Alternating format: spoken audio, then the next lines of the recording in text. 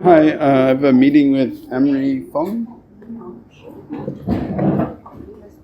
Ran. Oh yeah. This is a shared office.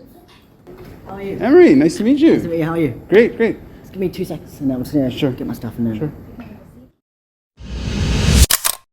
Shooting it raw? Yes.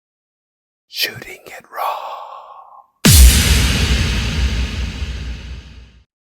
I love the juxtaposition. I think this image is something I've seen before. Okay. Maybe not. I don't know if this is published before, like maybe through It would have been somewhere, yeah. Okay. So it's an image of you standing on a stage. I don't really understand. So you're standing and there's a background. There's some behind you. First of all, there's a stage light on you. Yeah. You're looking to your right with a clicker, with a screen clicker, slide clicker. There's this weird sort of backing behind you, background. In the front, in the sort of foreground of the image, there's this big X with a neon sort of, it's like a red X with some bluish neon. There's some weird lighting on the stage. There's maybe some lighting in the background.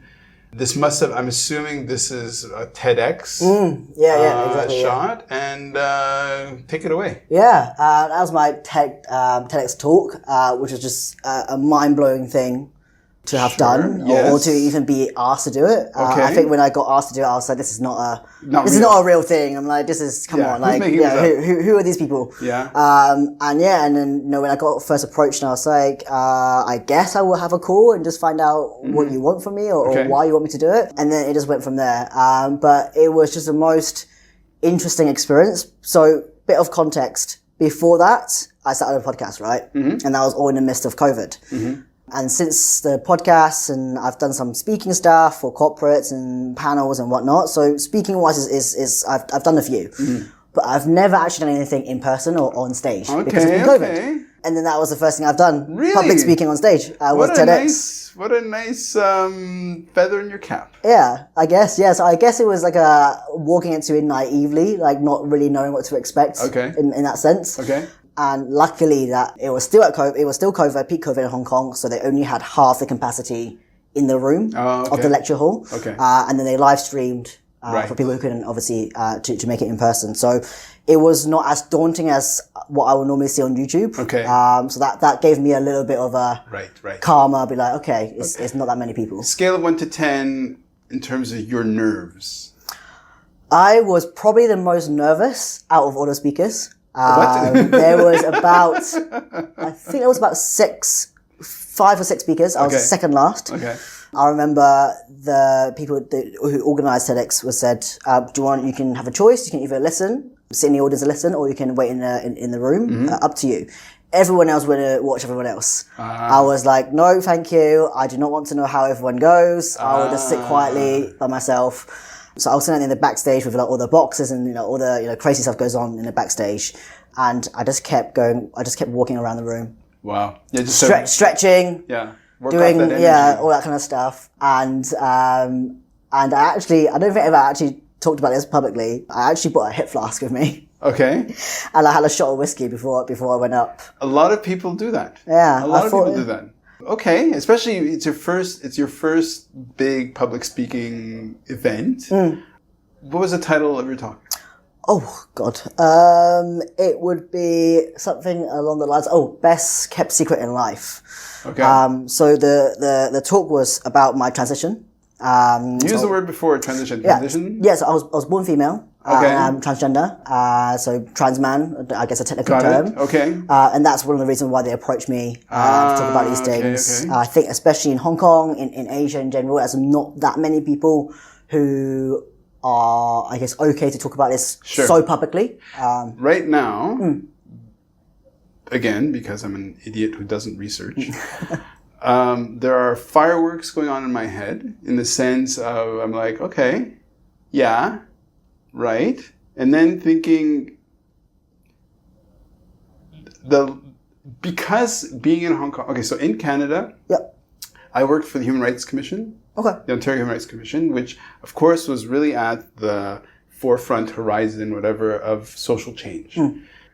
And also who I am, I've always been open to that, to the idea of culture and moving and evolving and changing and and how people and how society deals with these changes. Yeah. So then when I meet people like you who are public about telling their story, like we're doing right now, which you've done many times, but also at the TED Talk, the first thing that pops into my head is it takes a bravery and a confidence on top of the fact that this is you speaking for the first time really on the stage. Yeah.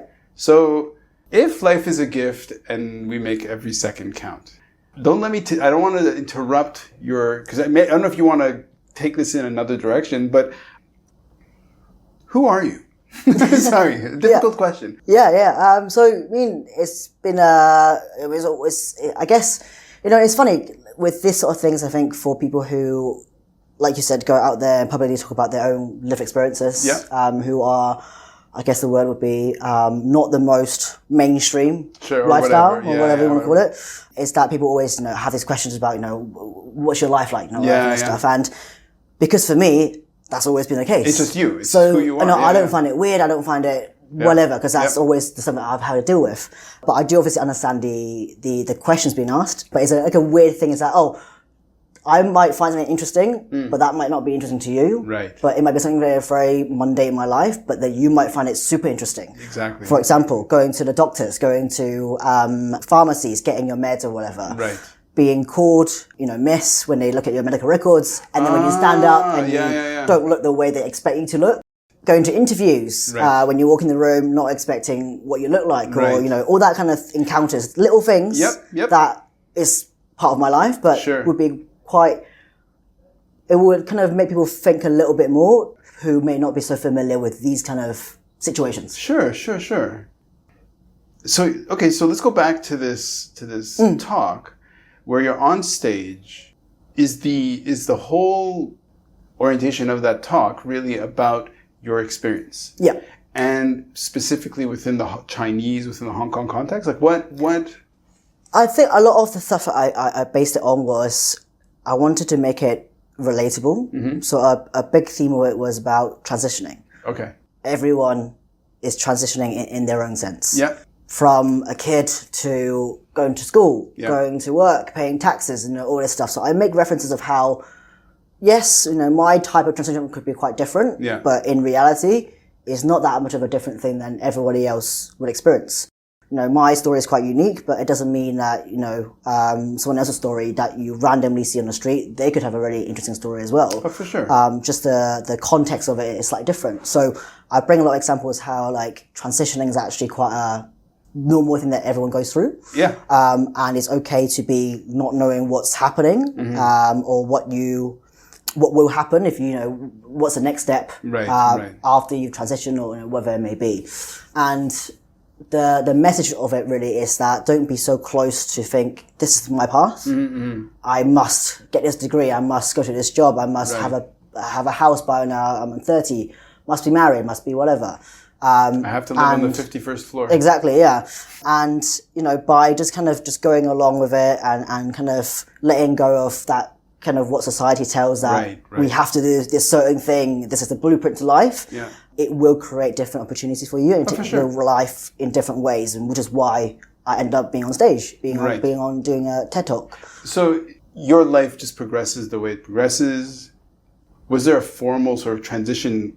So socially, I would say any of my friends, anyone who've known me for a long time, have always said I've always been the way I am. Sure. I've dressed the way I am. Yep. Luckily, I had eczema, really bad eczema when I was a kid, so I never actually had long hair because I used to have it really bad around my neck. Got it. So I wasn't one of those, I guess, who went from 0 to 100. Right. It was always being kind of the same growing up. Got it. That obviously caused a bit of tension at home, being quite a traditional Cantonese family and things like that. At the same time, I'll be away in boarding school half the time. So I also had kind of the leeway and freedom to kind of be myself when I'm away. So that was always been a case, and people who know me would always kind of know kind of how I identify, even though it wasn't really kind of be like, hey, by the way, this is who I am. It's people just kind of understood. But I guess, there was a point where when I came out properly at work because I want to change my name. Right. I want to start going on hormones, so my voice Right. would be the thing that would be quite different compared to maybe if you met me a couple of years back. Sure. Or, slightly kind of hormonal changes and structure and things like that. But aside from that, from a medical sense, I've always been kind of the way I am, always played football, I've always done all this kind of stuff. Yep. But the cut-off point of kind of having to come out at work was really, I guess, the trigger point of the podcast, the TEDx, all that kind of stuff happened afterwards. Let's go. Okay, so if we rewind the tape, how many years would you say did you move back to Hong Kong? 8? 8. 10? 8 8, yeah. Okay. So what have you seen in terms of, on a personal level, in terms of the social shift? Mm-hmm. Has there been a shift? Or it's like, Hong Kong's pretty much been frozen? I think Hong Kong really does not get enough credit of how people are quite open sometimes. Sure. No, yeah. Sure. I think people think about Asia or the East or whatever, they usually think they're a bit more traditional, or a bit more, closed-minded, or, all this kind of stuff. But from my experience anyway, I've never had anything that's really kind of violently happened to me or any slurs in Hong Kong. You don't really get anything like that at all in Hong Kong. Of course, you might get people looking at you for a bit longer, but nothing really kind of, as bad as you hear, other parts of the world. Right. So in that sense, it's very safe in Hong Kong, being who you are, dressing the way you want to dress and all that kind of stuff. And there's actually the government actually has a clinic for gender, and it's all public funding. Okay. So it's actually, the word easy is not the right word, but it is accessible to go through that through public. Okay. Because, it can be quite expensive, seeing psychiatrists and all that kind of stuff. So in that sense, Hong Kong actually has started to have some kind of infrastructure that you can go through. So I think that says a lot about kind of where we are from a very macro level. Right. Of course, I would say the general understanding of not just trans, just anything, any social issues. Yeah. The people are not against it. People are not they don't have any, I would say generally any feeling towards it. They are probably just not actively looking out for new information. Okay. Or being, super curious or going out of their way to find out all these things. Right. But, if I was to speak to someone and I told them about my story, never had a problem. Sure. No matter how much I don't know them or how distant that person who I met. So in that sense, it's actually been great. And, there's also quite a big community in Hong Kong as well, actually. Okay. That again is not as visible because people are not so, let's say, okay with talking about these things openly. But I think that goes back to a lot of mental health as a foundation first. Yep. Having the language to talk about things, it's very, culturally, we don't really talk about how your day was with your parents. Sure. That's not really a thing that you do. So I think because the foundation of the language is not quite there, or the way we talk, so it makes it harder to talk about the social changes and stuff like that. I want to not jump in with a sort of like the frame to say, okay, you've just kind of put this within a box so that somebody who's listening says, okay, so this is a trans issue. But what was if you were to compare your experience in the UK and the experience here in terms of your ability to express just who you are, to be you, right? Have you stayed in Hong Kong this whole time, or have you kind of been to different societies or cultures or cities or whatever where different things come up? So I basically only lived in the UK and Hong Kong. UK, I went to school in Cornwall. I don't know how familiar you are with the UK, but Cornwall basically is the last place people think of when they think of the UK or England. Okay. When people say, I went to boarding school in the UK, they think, you went to London or you went to Manchester, the big cities. But Cornwall is about 7 or 8 hours on a coach, 5-6 hours on a train, and it's a very remote area. A lot of my friends who I went to school with were farmers, and that's not a joke, they were actual farmers. Oh, wow. So that kind of goes back to as well that when I first went to Central in Hong Kong, I was like, wow, all these skyscrapers and buildings I've never seen in my life. Because I live in Marshan, also the countryside, I guess, of Hong Kong, and then the countryside Cornwall of England. Yeah.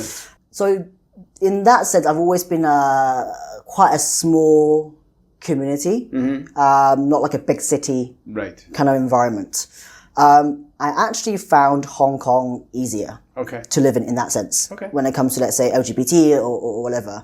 In the sense where you would not get any kind of verbal anything in Hong Kong. Whereas the UK, again, I never had really bad experiences, but people would be a bit more vocal. Sure. You know, if they want to say something, they would. But in Hong Kong, 9 times out of 10, they're not going to say anything. Right. So that's kind of how I felt compared to UK and Hong Kong. So, okay. Anything else you want to say about your... because speaking at TEDx was, for some people, or would be for some people, a real big milestone. What would you say was the most positive outcome of that experience? The most positive was that just the fact that I did something like that at that scale. Huge. It's not the official TED, it's a TEDx, but it's still, people will still consider you in that kind of bracket, right? Or in that crowd. Right. Of course, it's nowhere near the most popular ones are Simon Sinek, but it's in that at least I've done something like that publicly. Yeah. Just being able to say I've done that, I understand what it means to speak on a stage and understand what it means to deliver a message. That sort of thing is all amazing. But I would say the weird thing or the things that I didn't really think about was the whole run up to TEDx was like, oh my God, I'm doing this thing, I'm getting myself psyched up. Yeah. You're preparing every day. That's all you think about for 3-4 months. And then when you finish, and then you're like, oh, it's done. I'm like, oh, what now? Like, I just go home and sleep. Like, is that like what? So that kind of taught me a lesson where, you should never be too happy or too sad or just too low. Okay. But it was a weird thing to kind of, I never even thought about that side of the mental side of doing something like that before. Right. So there was a few days where I was like, oh, what do I do with myself now? Like, are you really attuned to? I'm asking this because I myself have hit this very, very palpably. But are you attuned to your level of dopamine, serotonin levels? Because for example, because of the meds that I take and because of the experiences I have in the past few months really have observed in myself these huge peaks and huge crashes of ups and downs. And it's just like this idea of leading up to a massive event, this huge rush. Yeah. And then afterwards you're like, oh, you're just like, what do I do now? Yeah. So is that something that you're attuned to, or not really? Or? I would say I've never even thought about these sort of things before. Yeah. Only maybe in the last couple of years. Oh. Maybe in the last 2, really, to be honest. So I've always thought I've got ADHD. Okay. But I've never gone out to get it tested or get it diagnosed. I just done the online test that I've done. They're like, yeah, 100%. You've got it. And I've always never thought like, oh, okay, I know, and then there's no next. But because it's kind of the work I do now, which we'll probably move on to a bit later as well, is that I probably need to get myself diagnosed so I know what it means to be ADHD. And I guess. I mean, there are a huge industry that does that. Maybe they've got something to say about it. Sure. So I actually got tested or diagnosed 2 weeks ago. Oh. Congratulations. Yeah, I mean, yeah, it's good. It's just good to know. Yep. Because, like you kind of mentioned, I find myself sometimes to be really obsessed with one thing, and then I can drop it and then move on to something else, or I get frustrated really easily about certain things, or I just kind of notice that my mood really was being dragged by a lot of external things. Right. And I never looked into why. I just never reflected on it. And knowing that I've got ADHD, even though it's only been 2 weeks since I got diagnosed, but I'm like, okay, if I get into a situation, maybe because this is the reason why is this. Right. And I could do A, B, C to help the situation. Got it. So kind of, I guess I observe it through that way. But I mean, a lot of the stuff, which is why now thinking about it, that's probably why I'm so into sports, because that's where I get my dopamine from. Sure. Which now, actually it makes sense. You can find traces in your life that actually everything matches up. Right. Okay, because you said everything matches up, let's go on to the next photo.